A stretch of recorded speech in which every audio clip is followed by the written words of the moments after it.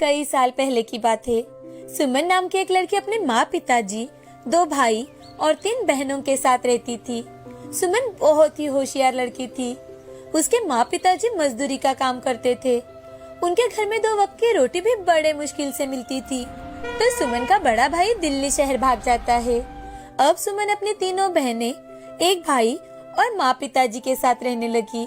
जब तक वो पांचों छोटे थे तब तक उनके पिताजी ने उन्हें सरकारी स्कूल में जाने की अनुमति दी थी। दिन गुजर रहे थे। सुमन उनमें से सबसे छोटी थी। जैसे ही उसके बड़े भाई की चौथी की पढ़ाई पूरी हुई तो वो भी अपने माँ पिताजी की तरह मजदूरी के काम में जुट गया। सुमन की तीनों बहनें अपनी चौथी कक्षा की पढ़ाई पूरी कर घर के सारे काम सीखने लगी। अब जैसे ही सुमन की चौथी कक्षा की पढ़ाई पूरी हुई तो उसके पिताजी उससे, सुमन, अब तुम्हारी चौथी कक्षा की पढ़ाई पूरी हो चुकी है। आज के बाद तुम भी घर में ही रहोगी और अपने तीनों बहनों से घर का चूल्हा चौका संभालोगी। सुमन एक बड़ी ही जिद्दी लड़की थी। उस गांव में कोई भी पढ़ा लिखा नहीं था, लेकिन वो पढ़ना चाहती थी। उसने अपने टीचर की सिखाई हुई सारी बातें ध्यान में रखी और वो ध्यान में रखकर अपने पिताजी से, पिताजी, टीचर ने बताया है कि जब तक पढ़ाई पूरी नहीं होती तब तक हमारा कोई भी ज्ञान अधूरा है। मुझे आगे की पढ़ाई करनी है पिताजी। बिल्कुल नहीं सुमन, हमारे यहाँ लड़कियाँ सिर्फ चौथी तक ही पढ़ाई कर सकती है। आगे की पढ़ाई सिर्फ लड़के ही ले सकते हैं। और तुम तो हमारे घर के हालात को भी जानती हो। अब मैं तुम्हारे लिए कोई खर्चा नहीं कर सकता। अब से तुम्हारी पढ़ाई इतनी ही है। नहीं पिताजी, मैं अपने आगे की पढ़ाई पूरी करूंगी। सरकारी स्कूल में ही जाऊंगी। आप मुझे ना ड्रेस दिलाओ और ना ही किताबें, लेकिन फिर भी मैं अपनी पढ़ाई जरूर पूरी करूंगी। सुमन एक बहुत ही जिद्दी लड़की थी, जिसने अपने पिता के साथ समाज का विरोध कर अपनी आगे की पढ़ाई शुरू की। उसे ज्यादा समझ नहीं थी, लेकिन फिर भी वो अपनी जिद से आगे जाना चाहती थी। पढ़ लिख कर बड़ी बनना चाहती थी। वो अपने घर के हालात बदलना चाहती थी। अब उसने अपनी 7वीं कक्षा की परीक्षा पास की तो एक दिन गांव के सरपंच सुमन के घर आकर उसके पिताजी केशव से, अरे केशव, हमारे गांव में कोई भी पढ़ा लिखा नहीं है। तुम्हारी बेटी वो अकेली है जो चूल्हा चौका छोड़कर पढ़ाई के पीछे लगी है। उसे जरा समझाओ। सरपंच जी, क्या बताऊं, मैं उसे पढ़ाई लिखाई के लिए घर से 1 रुपया भी नहीं देता, फिर भी हमेशा अव्वल आ जाती है। अब केशव जोर देकर सुमन को समझाने की कोशिश करता है, लेकिन अब भी सुमन अपने जिद पर ही अड़ी हुई थी। उसे समझ आ चुका था कि उसे अपनी शिक्षा के लिए अब कुछ न कुछ काम करना ही होगा। अब वो छुट्टी के दिन खेत में काम करने लगी और धीरे धीरे अपने लिए किताबें बटोरना शुरू कर दिया। वो बड़ी हो चुकी थी, लेकिन उसने अपनी जिद बिल्कुल नहीं छोड़ी थी। वो बड़ी लगन से अपनी पढ़ाई पूरी कर रही थी। उसने अब 12वीं कक्षा पास कर ली थी और एक संस्था की मदद से जॉब करने लगती है, जहां उसे 3000 रुपए की तनख्वाह मिलती है, जिसे देख उसके माँ पिताजी की आंखों से आंसू आने लगे। वो एक दिन अपने पिता से, पिताजी, हम सबको पढ़ना चाहिए। उसके अलावा हमारी जिंदगी में कोई चारा नहीं है। अगर हर घर में एक इंसान पढ़ा लिखा हो तो घर में होशियारी आ जाए, समझदारी आ जाए। हाँ बेटी, तुम सही कह रही हो। केशव भी सुमन को सपोर्ट करने लगा, जिसे देख गांव के लोग जलने लगे। इतना ही नहीं, वो अनपढ़ थे तो उनकी सोच भी कुएं के मेंढक जैसे ही थी। वो बार बार केशव से, अरे केशव, तुम्हारी बेटी गांव गांव जाती है काम संभालने। लड़की है भाई, अगर कोई ऊंच नीच हो गई तो तुम्हारा नाम खराब हो जाएगा। अब घर आकर केशव सुमन से, सुमन बेटी, आज के बाद तुम घर से बाहर नहीं जाओगी।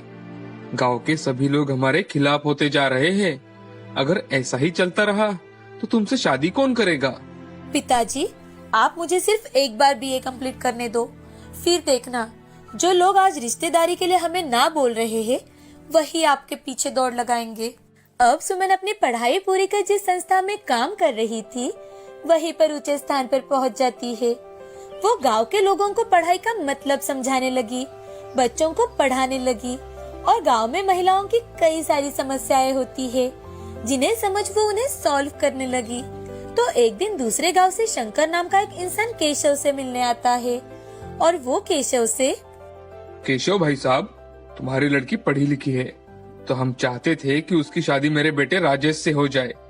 हमारे घर में कोई पढ़ा लिखा नहीं है तो हम सोच रहे थे अगर कोई पढ़ा लिखा हमारे घर में आए तो कम से कम घर में कुछ बातें तो बदल जाए।